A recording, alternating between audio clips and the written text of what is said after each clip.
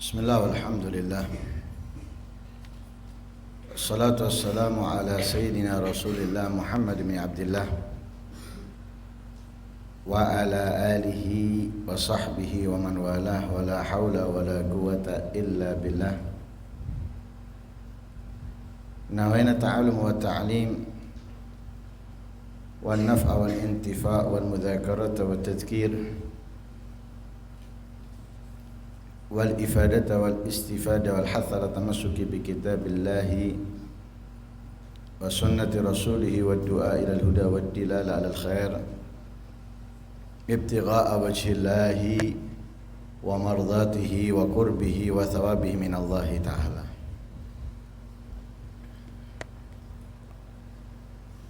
Masih di perantara maksud yang ketiga sampai di nomor 18, yaitu an yabutha bainahum ruhal ithar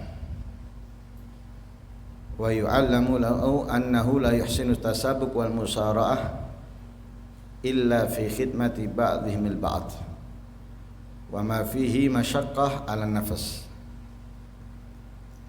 wa annahu yuhsinu ta'akhur fima tatashawwaf ilaihi an-nafsu wa tadma' fihi hatta tulzima fihi wa tud'a ilaihi. Menyebarkan di antara mereka ruhal ithar, mementingkan orang lain, mendahulukan orang lain. Jadi menumbuhkan sifat akhlak atau perangai yang sangat mulia, yaitu al-ithar, mendahulukan orang lain, tidak egois, tidak mementingkan diri sendiri atau mendahulukan diri sendiri.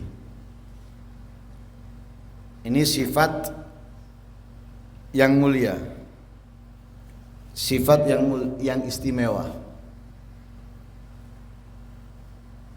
yang tumbuh di dalam kehidupan sahabat dari apa yang diajarkan oleh Rasul Shallallahu Alaihi Wasallam kepada mereka. Para sahabat itu lebih mementingkan tetangganya, lebih mementingkan orang lain, bahkan sekalipun tidak ia kenal, dari dirinya sendiri dan keluarganya. Ada beberapa cerita. Yang pertama, ketika mereka mendapatkan hadiah makanan, kepala kambing mateng, bukan mentah. Kalau mentah mungkin banyak yang nolak karena masih ribet masak dan lain-lain sebagainya. Ini sudah matang, siap saji, siap makan. Katanya yang menerima pertama, kasihkan tetanggaku, dia lebih membutuhkan dariku. Datang ke tetangganya. Ketika datang ke tetangganya ngomong, kasihkan ke tetanggaku, ia lebih berhak, lebih membutuhkan dari aku. Sampai 7 tetangga, semuanya mendahulukan yang lain daripada dirinya sendiri. Akhirnya kembali ke yang pertama. Kira-kira kalau kita ada yang menawarkan kepada kita sesuatu, kita berpikir untuk memberikan kepada orang lain? Tidak, kecuali kalau itu nggak enak. Kalau itu nggak enak, waduh, saya sudah kenyang, keluarga saya sudah kenyang, kasihkan tetanggaku aja. Kenapa? Nggak enak. Coba enak, pasti diterima. Nggak memikirkan tetangganya, pikirkan kalau nggak dimakan sekarang ya besok bisa taruh di kulkas dan lain sebagainya. Tapi para sahabat enggak. Kasihkan tetanggaku sampai kembali kepada yang pertama. Yang kedua terjadi setelah peperangan. Lah setelah peperangan itu kan yang tergeletak nggak semuanya mati, sehingga mereka itu mencari sambil membawakan apa yang dibutuhkan mereka, seperti air. Subhanallah, ada yang mengeluh, yang merintih. Datangi, butuh air. Ketika mau dikasih air, mendengarkan ada yang merintih yang lain. Katanya yang merintih pertama, kasihkan ke dia aja, dia lebih membutuhkan dari aku. Padahal sudah sekarat, sudah tinggal detik atau menit, tapi masih mengutamakan yang lainnya. Kedua, ketika mau dikasih air, ada lagi yang merintih. Yang kedua sama dengan yang pertama ngomongnya, kasihkan ke dia, dia lebih membutuhkan dari aku. Padahal yang pertama sangat butuh, yang kedua juga sangat butuh, tapi menganggap yang lain lebih membutuhkan. Dikasih yang ketiga sudah meninggal. Kembali ke yang pertama meninggal, yang kedua meninggal semuanya dalam keadaan mendahulukan yang lain. Yang ketiga,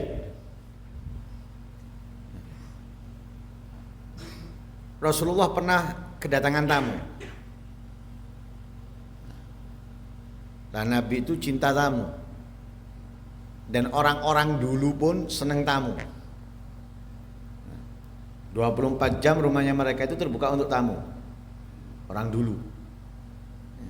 Kalau orang sekarang malam tamu datang, kalau nggak ngabari dulu nggak dihiraukan. Lah ketika Nabi ada tamu, lah Nabi itu kan orangnya bukan yang menyimpan sesuatu untuk esok. Yang ada sekarang ya habis sekarang, antara untuk dirinya atau untuk orang lain. Nggak pernah menyimpan Nabi untuk esok. Lah ketika ada tamu, sebelum Nabi menjamu tamu tersebut, tanya kepada istrinya, ada nggak hidangan untuk tamu? Nggak ada ya Rasulullah. Hanya Rasulullah menawarkan kepada para sahabatnya, siapa yang mau menjamu tamu ini?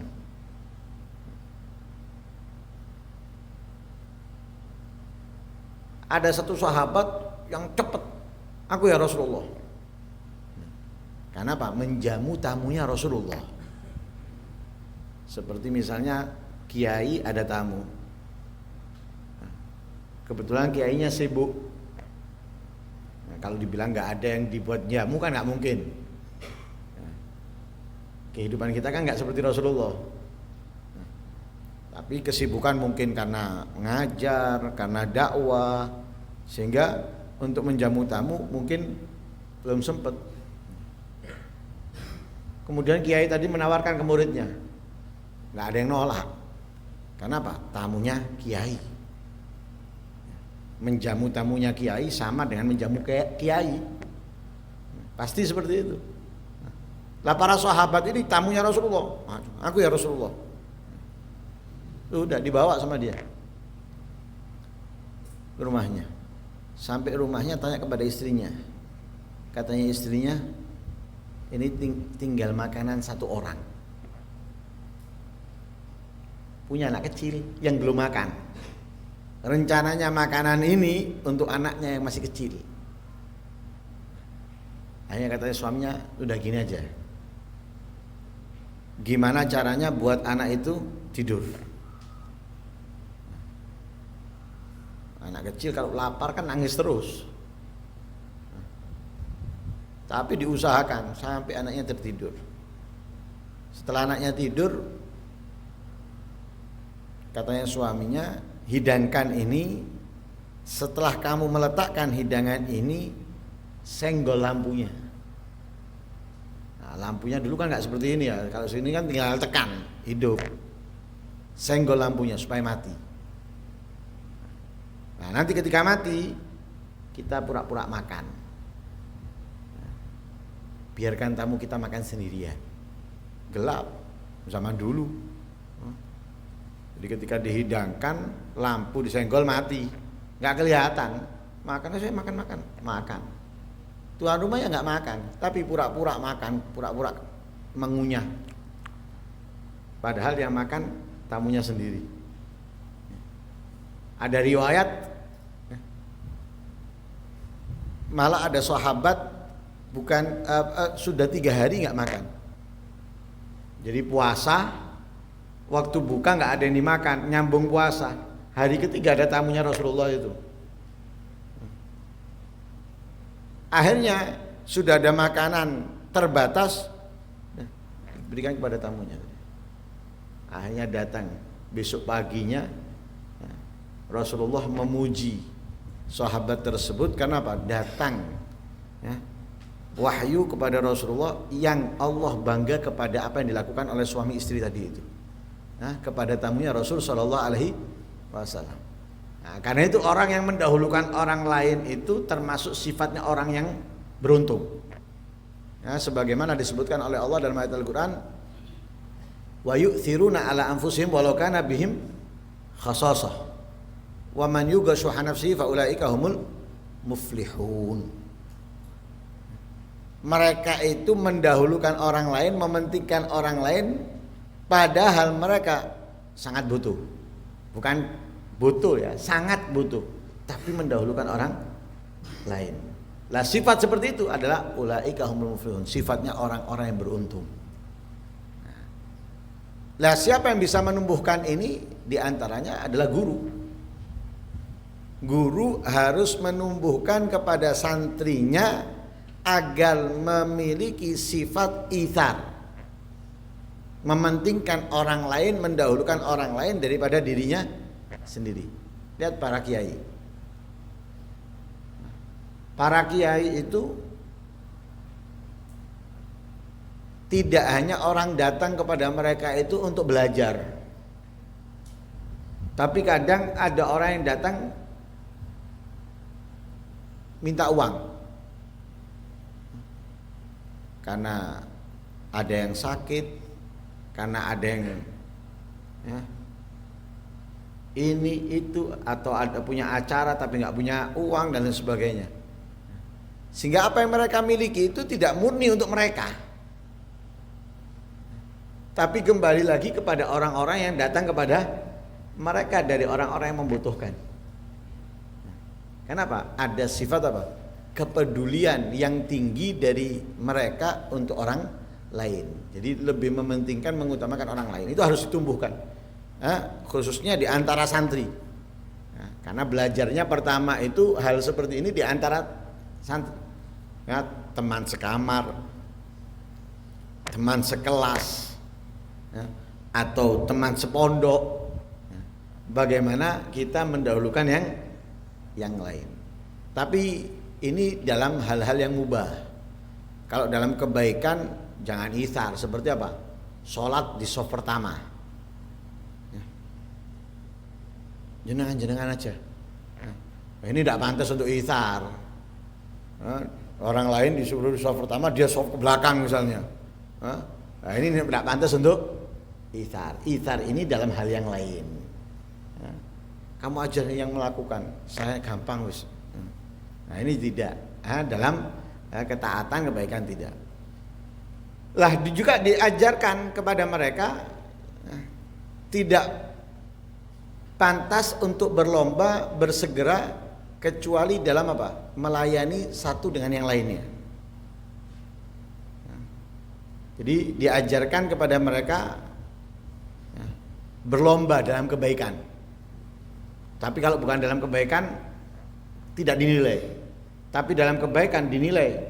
Seperti contohnya kalau ujian, Siapa yang nilainya bagus dipuji sama kiainya, dikasih hadiah dan sebagainya. Nah ini untuk apa? Menumbuhkan di antara mereka agar mereka saling berlomba dalam kebaikan, ya, dalam pemahaman ilmu, ya, dalam penghafalan atau dalam pengamalan dan yang lain sebagainya. Tidak yang lain. Ya. Begitu juga dalam khidmah, melayani satu sama lain. Ya. Kamarnya kotor. Ada yang membersihkan tanpa menuntut yang lain untuk membersihkan. Dia melayani yang lain, mendahulukan dirinya untuk membersihkan tanpa memerintah yang lainnya. Padahal ia bisa memerintah atau mengajak, tapi dia lakukan itu. Nah, ini harus diberikan prestasi. Untuk apa? Menuntut yang lain berlomba dalam kebaikan seperti hal ini. Berlomba untuk hal ini. Karena memang kita diperintahkan oleh Allah itu berlomba. Falyatanafasil mutanafisun. Ya, kita diperintahkan untuk berlomba. Tapi berlomba tersebut untuk mendapatkan kemuliaan, kedudukan di sisi Allah. Nah, kalau santri itu berlomba mendapatkan kemuliaan di sisi Allah lewat keridhaan gurunya, ya, kebahagiaan gurunya, ya, dari apa yang dia lakukan. Dan juga di dalam hal-hal yang berat pada dirinya, ya, hal-hal yang berat yang tidak nyaman untuk dirinya, nafsunya. Nah, itu hendaknya guru mengajarkan kepada mereka untuk tasabuk, ya. Dan sangat menganggap baik di dalam sesuatu, menganggap baik ketika ada ta'akhur, penundaan atau terlambat dalam sesuatu di dalam keegoisan. Jadi kalau hal-hal yang memunculkan kesombongan, kiainya mengajarkan kepada mereka untuk apa? Untuk menjadi orang yang rendah hati, ya, menjadi orang yang yang terakhir dalam hal itu. Jadi dalam kebaikan diajarkan untuk yang pertama, tapi dalam keburukan, ya, itu memuji, memberikan prestasi kalau terlambat atau menjauh, ya, menjauh. Sampai Sampai itu menjadi menjadi sifat lazim mereka. Nah, menjadi sifat lazimnya ya. Mereka menjadi sifat lazimnya mereka itu itsar, segera dalam kebaikan, ketaatan, ya, tidak egois, peduli dengan yang lain, tapi dalam hal yang lain mereka itu nyantai, ya, dan kurang merespon, ya, dalam keburukan atau hal-hal yang tidak bermanfaat. Nah, ini harus menjadi sifat lazim mereka. Kemudian an yulahid hayat julusihim, memerhatikan cara duduk mereka. Cara duduk itu menggambarkan adabnya seorang santri kepada guru atau adabnya santri ketika berada di antara manusia secara umumnya. Nah, karena duduk itu walaupun dalam keadaan apapun kita nggak masalah, tapi dalam beberapa hal itu harus diperhatikan. Nah, karena para salaf itu menyelonjorkan kaki ke arah kiblat nggak mau. Menonjolkan kakinya ke arah kiblat nggak mau. Kenapa? Ta'dhiman lil Ka'bah, ya, bentuk pengagungan kepada Ka'bah. Ya. Begitu juga menyelonjorkan kaki kalau di sana ada kitab. Lurusnya kaki kita adalah kitab. Nah, itu perlu diperhatikan. Bukan asal menyelonjorkan kaki. Atau ada temennya yang seumuran bahkan atau yang lebih tua atau apalagi yang seumuran atau lebih tua. Jadi jangan sampai menyelonjorkan kaki, harus perhatikan. Nah, kalau kita kan sekarang enggak, yang penting kaki kita selonjor, mau di depan ada orang nggak ada orang. Nah, karena guru itu mengajarkan bukan hanya kitab tapi juga perilaku, di antaranya duduk. Bahkan sebagian ulama itu tidak mau menyelonjorkan arah rumah gurunya. Walaupun dia berada di rumahnya sendiri. Misalnya ini rumahnya gurunya di sana. Nggak mau nyelonjorkan kakinya ke arah sana. Kenapa? Karena di sana ada gurunya. Seperti ketika Rasulullah SAW pertama kali datang ke kota Madinah. Nah, tinggal di rumahnya sahabat. Nabi diperintahkan untuk di lantai 2. Nggak mau Nabi. Dipaksa nggak mau, akhirnya Nabi di bawah. Lah sahabat itu ketika di atas nggak mau berada di sekiranya Nabi itu di bawahnya. Misalnya kamar, ini bagian kamarnya. Lah sahabat itu nggak mau berdiri di sini. Kenapa? Di bawahnya ada Nabi, sehingga dia milih di sisi yang lain. Lah itu kita harus perhatikan. Guru harus memerhatikan cara duduk mereka. Sebagaimana kita ketahui, Syekh Abdul Qadir Jailani itu duduk tawarruk seperti tahiyat akhir. Dan beliau mengatakan inilah duduknya seorang hamba di hadapan tuannya.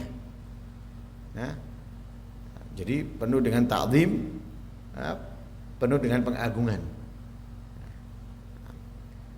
Wa yu'awwidahum al-bada' bisalam wal musafahah. Membiasakan kepada mereka untuk memulai salam. Jadi jangan nunggu disalami baru jawab, tapi membiasakan memulai salam. Menjawab salam hukumnya? Menjawab salam hukumnya wajib. Memulai salam hukumnya sunnah. Ini dari kesunnahan yang lebih afdal daripada kewajiban. Umumnya apa? Wajib lebih afdal dari kesunahan. Tapi ini memulai salam itu salah satu kesunahan di antara beberapa kesunahan yang lebih afdal daripada yang wajib. Kenapa? Karena Nabi mengatakan al-badi' bis salam bari'un minal kibri. Orang yang memulai salam itu bebas dari kesombongan. Orang yang sombong itu minta apa? Minta dihormati. Bahkan di dalam memulai salam, nggak mau mulai salam dia. Maunya apa? Ada orang yang mengucapkan salam dia baru jawab. Kalau enggak dia enggak. Sedangkan yang ada dari apa yang diajarkan oleh Nabi, dari sikapnya Nabi itu tidak pernah menjawab salam, seringnya atau selalunya memulai salam. Ketemu orang yang lebih tua memulai salam, ketemu yang sebaya, seumuran memulai salam, bahkan ketemu anak-anak memulai salam Nabi. Bahkan ada sahabat itu yang kepingin mendahului Nabi dalam salam. Kepingin mendahului Nabi dalam salam. Setiap keluar dari rumahnya, dia itu sudah ibarat kalau karate itu pasang kuda-kuda. Sudah pasang kuda-kuda nih. Ketemu Nabi, saya mau salam duluan. Ketemu Nabi, dia belum salam, Nabi sudah salam duluan, gagal. Dicoba lagi besok, dicoba lagi, nggak pernah berhasil. Selalu Nabi yang memulai salam. Kenapa? Al-badi' bisalam bari'un minal kibri. Orang yang memulai salam itu bebas dari sifat sombong. Dan sifat sombong adalah sifat yang dibenci oleh Allah Subhanahu wa ta'ala. Lah kita harus belajar apa? Sebagai santri itu harus belajar memulai salam. Karena Nabi memerintahkan kita untuk menyebarkan salam. Afsyus salama bainakum. Sebarkan, tebarkan salam di antara kalian. Bahkan Nabi memerintahkan kita untuk mengucapkan salam kepada siapapun yang kita kenal ataupun tidak kita kenal. Yang kita kenal salam, yang nggak kita kenal pun kalau dia adalah seorang mukmin muslim salam. Walaupun diajarkan oleh Rasulullah yang berjalan mengucapkan salam kepada yang duduk, yang naik kendaraan mengucapkan salam kepada yang berjalan, ya. Yang kecil mengucapkan salam kepada yang besar dan sebagainya. Tapi bukan berarti itu menjadi harus seperti itu, enggak. Tetap mulai salam itu lebih afdal. Karena itu harus dibiasakan memulai salam. Nah, wal musafaha, berjabat tangan. Nah, berjabat tangan. Jadi jangan nunggu orang mengulurkan tangannya baru kita salaman, tapi kita harus membiasakan diri memulai dalam menjabat tangan. Nah, ini kebiasaan yang hampir nggak ada. Jadi kalau kita datang, misalnya seperti ini ya, nah, mungkin kamarnya berbeda, tempatnya berbeda, itu ketika duduk gini, itu jangan duduk, kecuali setelah duduk, jangan kemudian duduk itu, tapi jabat tangan pada yang di kanannya, kepada yang di kirinya. Ketika kita masuk masjid, semisal sholat Jumat, duduk, sudah ada orang di kanan kiri kita duduk tempat yang kosong, kita duduk itu jabat tangan kepada yang kanan kita, jabat tangan kepada yang kiri kita. Kalau kebetulan kita ngisi tempat yang kosong dan belakang kita adalah orang yang lebih tua, kita balik badan, menjabat tangan dia sambil minta permisi karena duduk di depannya, karena dia lebih tua, sebagai adab. Berjabat tangan ini ada riwayat menghapus dosa 60 tahun, ada riwayat 60 kesalahan, ada yang mengatakan 70 kesalahan. Hanya sekedar berjabat tangan. Jadi mendapatkan 60 rahmat atau 70 rahmat. Salaman toh. Sunnah. Ya, kalau habis sholat ada perbedaan pendapat. Kalau berjabat tangan habis sholat itu ada perbedaan pendapat. Ada yang mengatakan sunnah, ada yang mengatakan diperinci. Kalau sebelum sholat sudah ketemu nggak sunnah, kalau sebelum sholat nggak ketemu sunnah. Ada perbedaan pendapat. Walhasil jabat tangan ini disunahkan setiap kali kita terpisah ketemu lagi, itu disunahkan jabat tangan. Lah itu mendatangkan rahmatnya Allah. Ada riwayat 60, ada riwayat 70. Yang paling besar mendapatkan rahmat dari orang yang berjabat tangan itu adalah orang yang paling menyenangkan ketika berjabat tangan. Senyum, melihat yang sedang dia salami, dan itu juga bisa menggugurkan dosa. Sehingga Nabi menggambarkan kesunahan berjabat tangan ini kalau kita jalan bareng, kemudian ada pohon, lalu kita terpisah dengan pohon, kembali bertemu, itu disunahkan berjabat tangan. Padahal sebelum pohon itu kita jalan bareng, kemudian bertemu setelah pohon, itu disunahkan jabat tangan. Lah ini harus kita biasakan mendahului. Nah, karena banyak orang nggak ngerti, kadang duduk gitu aja, nggak mengajak jabat tangan. Lah kita dahului untuk berjabat tangan. Nah, harus itu dibiasakan, salam dan berjabat tangan. Wa'il qiyam lil ulama wal aba wal akabir, berdiri untuk para ulama, untuk orang tua atau orang tua dan orang-orang sepuh. Nah, jadi kalau ada orang sepuh datang diri, ada orang tua datang berdiri, ada ulama datang berdiri. Apalagi kalau diajak ngobrol sama mereka, lebih-lebih itu. Nah, ada ustadz misalnya ngajak kita ngomong saat kita duduk, jangan kita tetap duduk, berdiri. Orang tua ketika di rumah mengajak ngobrol, orang tua berdiri, jangan kita tetap duduk, apalagi sambil tiduran main HP. Nggih Bu, Pak. berdiri. Imam Malik itu, Imam Malik ketika mengajar, tengah-tengah ngajar, orang tuanya lewat langsung berdiri Imam Malik. Murid-muridnya bingung. Ada apa kok berdiri? Setelah lewat sudah nggak kelihatan, duduk lagi. Akhirnya diberitahu, aku berdiri karena aku melihat orang tua aku lewat. Padahal nggak ngajak ngobrol dan sebagainya, lewat. Nah, seperti itulah kita seharusnya. Ada ulama, ada orang tua, ada orang yang sepuh, kita harus berdiri, menghormati, memuliakan mereka. Wa takbil ayadihim bil mahabbah wa tawgir bila mubalaghatin wala ghuluwin wa khususan fil amakin wal majalisil amah. Mencium tangan mereka. Nah, ketika kita berjabat tangan, mencium tangan mereka. Lah menciumnya karena apa? Menciumnya karena cinta, karena menghormati dan memuliakan. Nah, tanpa berlebihan. Tanpa berlebihan. Misalnya. Apalagi berlebihan misalnya atau sambil menggigit misalnya. Enggak, tanpa berlebihan. Jadi nyium tangan itu dengan mulut ya, bukan dengan hidung tok, mulut. Atau mulut dan hidung. Bukan pipi. Sekarang banyak yang pipi, dahi. Ya, tahu ini ajarannya dari siapa?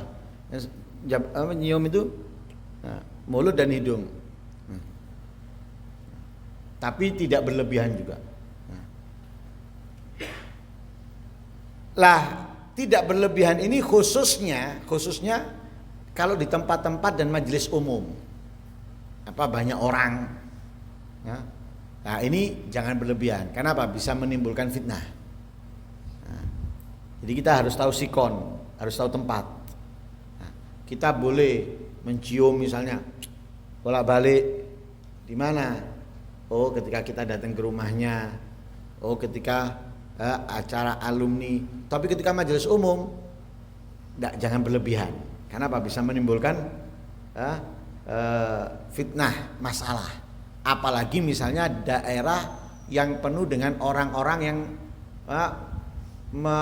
menyatakan itu adalah bid'ah dan yang lain sebagainya di dalam menjabat tangan. Karena sebagian kelompok itu nyium tangan itu sekalipun kepada para ulamanya nggak ada. Gini toh. Pada ulamanya gini toh. Kepada gurunya gini aja.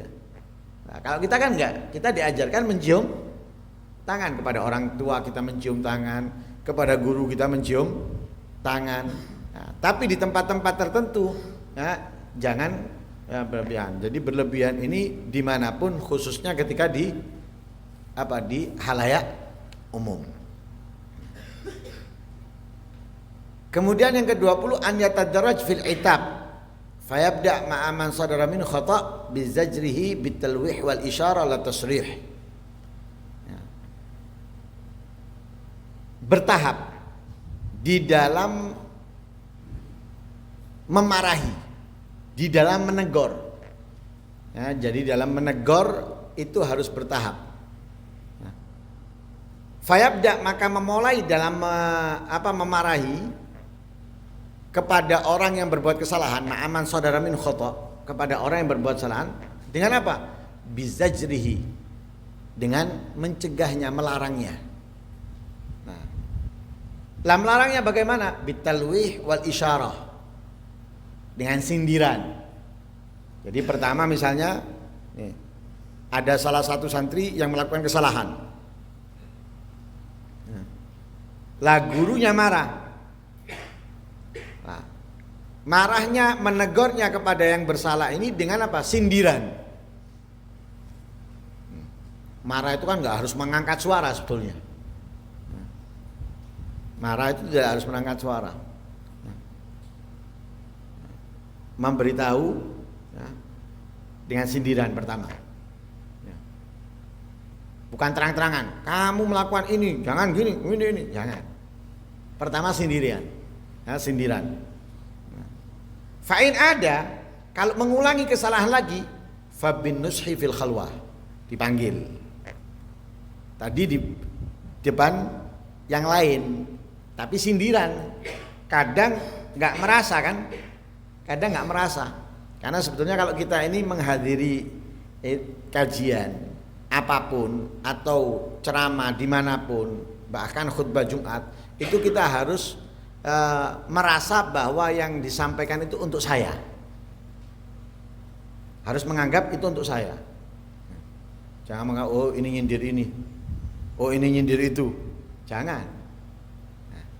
Lah kalau kita punya perasaan seperti itu, akhirnya nasihat itu nggak pernah kita anggap untuk kita. Sehingga semuanya kita anggap untuk yang lain. Lah guru ketika menyindir kadang dia nggak sadar kalau menyindir dia, kalau menasihati dia, sehingga dia mengulangi. Kalau mengulangi dipanggil,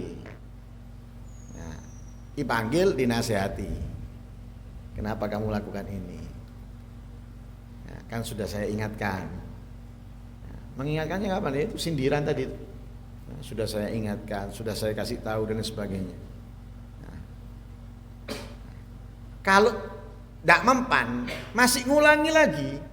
Padahal sindiran sudah, dinasehati langsung, face to face berdua sudah. Tapi masih mengulangi. Fa'in ada bitasri wal itab amama ghairih. Kalau mengulangi lagi maka terang-terangan sudah. Tasrih terang-terangan, wal itab memarahinya amama ghairih di depan yang lain. Kenapa kamu melakukan ini? Kenapa kamu masih melanjutkan ini? Kenapa? Sudah bertahap. Sindiran sudah, face to face berdua sudah, masih dilakukan, maka terang-terangan dan dimarahi depan orang yang lain. Ini tingkatan amar ma'ruf nahi munkar juga seperti itu. Nah, amar ma'ruf nahi munkar seperti itu. Kalau masih tetap ngulangi padahal sudah dinasehati, dimarahi depan yang lain, ditegur depan yang lain tetap, tsumma bidzarbi wal istitabah, pukul, dan minta dia untuk bertobat. Tapi sekarang kalau dipukul, kira-kira di sini nih kalau dipukul orang tuanya nerima enggak? Kalau pada umumnya sekolah nggak nerima. Kalau dulu itu dipukul itu orang tuanya nerima. Bahkan orang tua anaknya mau melapor ke orang tuanya takut. Kenapa? Takut dimarahi lagi. Sudah dimarahi guru, dimarahi orang tua. Sehingga banyaknya anak dulu itu kalau sudah dimarahi gurunya diem, nggak berani ngomong sama orang tuanya. Kenapa? Takut dimarahi. Makanya orang dulu itu hasilnya lebih maksimal daripada yang sekarang. Sekarang ini manja, dipukul sedikit, wow, visum, ini ada itu dan yang lain sebagainya. Akhirnya murid sekarang ini karena merasa dimanja, hasilnya tidak maksimal. Kalau dulu maksimal, belajar Al-Qur'annya maksimal, kalau ilmunya maksimal. Kenapa? Pelanggaran itu cambuk. Kalau di sekolahan atau ngaji dulu kan kadang diginikan gurunya. Ini kan sakit. Rambut ditarik ke atas. Dicobit. Kalau sebagian pondok itu malah cambuk. Ada cambuk di sini? Nggak ada. Nggak ada. Kalau kita dulu mondok dicambuk, ditempeling, jadi sudah ngerasakan semuanya. Tapi ya itu tadi, hasilnya memang beda dengan yang tanpa cambuk, tanpa tempeling. Penghormatannya, pengagungannya, rasa takzimnya kepada guru itu nggak sama, beda. Dengan yang manja-manja sekarang beda. Karena itu bidzarbi wal istitabah. Fa in khafa 'ala tulab an yata'allamu minhu su' wa yantashir bainahum asyarf minhu falyubadir bi fasli wa bi'adi anhum bi tariqatin latifatin. Maka jika guru itu khawatir si santri ini dapat mengajarkan keburukan kepada yang lain, menyebarkan keburukan di antara mereka, maka hendaknya diasingkan ini, dipisahkan, ya, dijauhkan daripada yang lain dengan cara yang lembut. Artinya diasingkan, dipisahkan sekiranya yang diasingkan, yang dipisahkan ini nggak merasa dijauhkan dari yang lain. Nah, ada sebagian pondok itu punya penjara, nah, punya penjara. Jadi kalau melanggar, kalau diingatkan pancet tetap masuk penjara. Nah, penjaranya lebih dari penjara yang ada di kepolisian. Kalau di kepolisian masih enak. Nah, penjara itu kadang nggak ada kipas anginnya, ya, gelap, nggak ada lampunya. Ya. Nah, kenapa? Tujuannya takzir supaya pak kapok. Ya kira-kira kalau kita di tempat yang panas nggak ada kipas, kemudian nggak ada lampu, betah enggak? Nggak betah. Pasti kita akhirnya apa? Masa kapok wis nggo mlebokno penjara meneh. Nah, ini kiranya si santri ini kalau bisa mempengaruhi yang lain, nah, harus dipisahkan. Nah, harus dipisahkan, harus disendirikan. Nah, saya pernah mondok itu sampai ada kamar khusus untuk yang nakal-nakal. Nah, supaya nggak mempengaruhi yang lain, mereka ditaruh kamar khusus. Nah, kan umumnya kalau pondok itu kan lebih akrab kepada yang sekamar. Lah, mereka diasingkan agar apa? Tidak mempengaruhi yang lain. Nah, yang terakhir dari tujuan yang ketiga yaitu an yu'allimatulab wa yunabbihahum annal ilma yazku wa yatabarak bil amal bihi wa bi infaqihi wa ifadati ikhwanihim wa irsyadihim ila mawatinil istifadah. Nah, mengajarkan kepada setiap santri dan mengingatkan kepada mereka bahwa ilmu itu akan berkembang bertambah dengan mengamalkannya. Nah, karena itu ada hadisnya Rasulullah, al ilmu yazku bil infaq. Ilmu itu berkembang atau bertambah, al ilmu yazku bil amal. Ya, al ilmu yazku bil amal. Ilmu itu bisa berkembang bertambah dengan amal. Nah, jadi kalau kita punya ilmu diem, nggak kita amalkan, ya itu tok, nggak mungkin bertambah. Tapi kalau kita amalkan bertambah. Secara zahir, ya secara zahir dari orang yang kita ajarkan, ya, yang tadinya orang itu nggak ngerti menjadi ngerti, bertambah enggak? Seperti satu biji ada 2 buah sekarang. Ya, ilmu anggap biji, ada padanya 1. Nah, buah berarti dia. Kemudian ketika dia ajarkan ada lagi 1, menjadi berapa? 2. Diajarkan kepada yang lain menjadi 3. Diajarkan kepada yang lain menjadi 4, bertambah secara zahir. Lah secara batin kita akan mendapatkan tambahan, ya, mendapatkan tambahan. Karena yang mengajar ini maklumatnya itu enggak berhenti di situ, dia akan mendapatkan maklumat baru yang tidak ia dapatkan saat belajar. Karena setiap orang itu kan daya tangkapnya atau daya pikirnya itu nggak sama. Ada orang daya pikirnya itu sangat jauh, ada orang daya pikirnya itu nggak sangat jauh, sehingga ketika dia belajar mungkin 1-2 pertanyaan sudah selesai. Tapi yang daya tangkapnya ini jauh, dia punya pertanyaan itu yang kadang tidak terpikirkan. Lah mau nggak mau dari situ yang mengajar mendapatkan apa? Maklumat baru. Karena itu katanya Rasulullah, man alima wa amila wa allama warasahullah atau aurasahullah ilma malam ya'lam.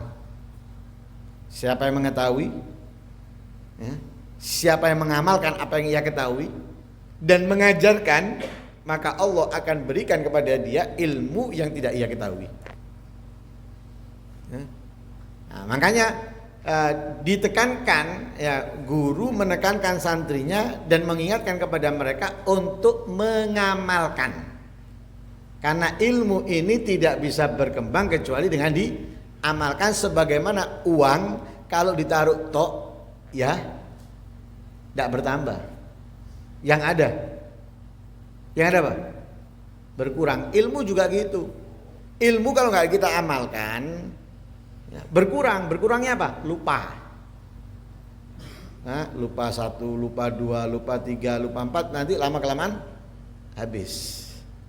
Ya, karena itu katanya Rasulullah, in ajabahu wa illar tahal. Ilmu itu kalau kita sambut dengan pengamalan dan mengajar itu terus datang.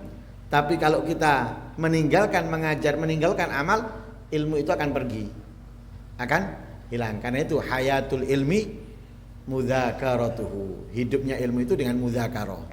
Nah, mudzakarah itu dengan pengamalan, dengan mengajar dan yang lain sebagainya. Wa bi infaqihi wa ifadati ikhwanihim wa irsyadim ila mawatinil istifada.